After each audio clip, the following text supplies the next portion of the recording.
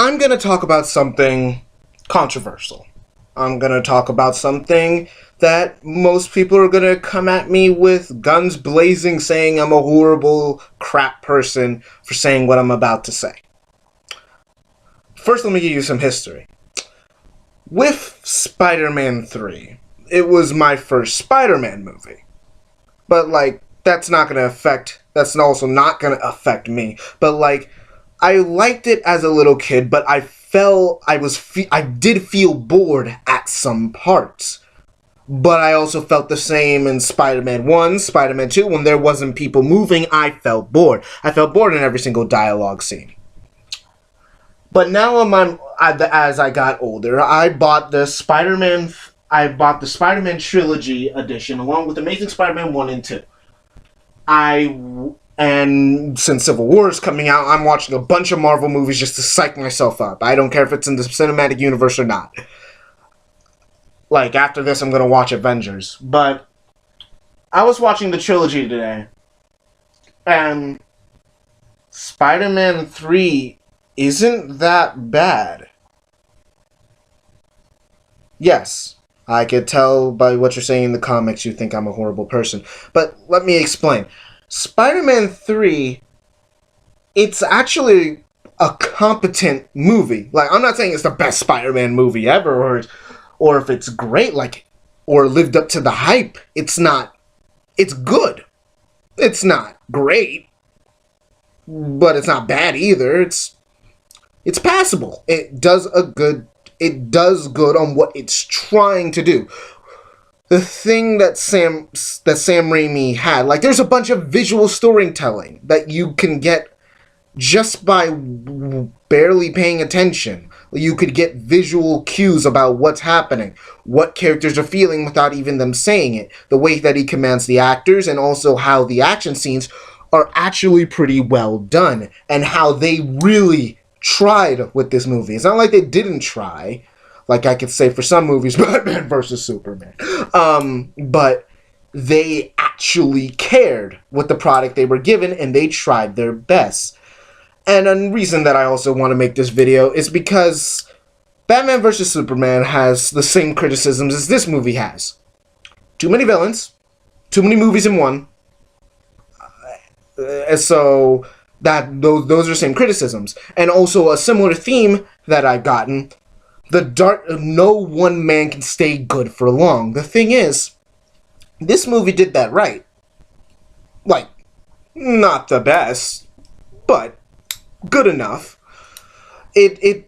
Batman vs. Superman had the no one stays good for long theme, but it kind of was pushed to the wayside because Superman's arc was super small and it wasn't even interesting. And how Lex Luthor was going on about it. But in this movie, it's at the forefront. It's obvious. Peter Parker, he's at the top of his game, he feels. He feels the king of the world. But the thing is, his personality is also, since he was a small kid from Queens, and he was a nerd, this is just it's his ego is inflating. It's getting bigger, bigger, and bigger. And also, along with his ego getting bigger, when something bad happens, when he finds out that Sandman, the guy he just fought and kind of lost to earlier that week, is the guy who killed his uncle. He is angry. He goes back to the original Spider-Man that went for revenge in Spider-Man 1. And the black suit helped him. And yes, let's talk about the Evil Peter dance scene. I actually found this scene pretty entertaining. It's silly. Very, very silly. It's embarrassing to watch, but it's funny. Well, because it's the black suit. This isn't what Peter would do. You want the black suit off of him. He's supposed to look like a pretentious asshole who's trying to be a cool guy. That's exactly what the black suit is for. It kind of amplifies everything about the negative about the person. You're not supposed to like this. It's funny. It is very funny. Look at that. Look at that. It's hilarious. Especially, even in context. It is funny as all heck. Other things about the movie, like this is the funniest Tobey Maguire Spider-Man. He actually does say funny lines because finally this man has an ego. So he cracks jokes in the Harry Osborn versus Peter scene. He goes like, I'm now gonna kick your tiny ass, and he's like, ooh, scared. Like he makes jokes in fights now, especially when he's winning. Or like when he's doing a little banter with New Green Goblin in the final fight.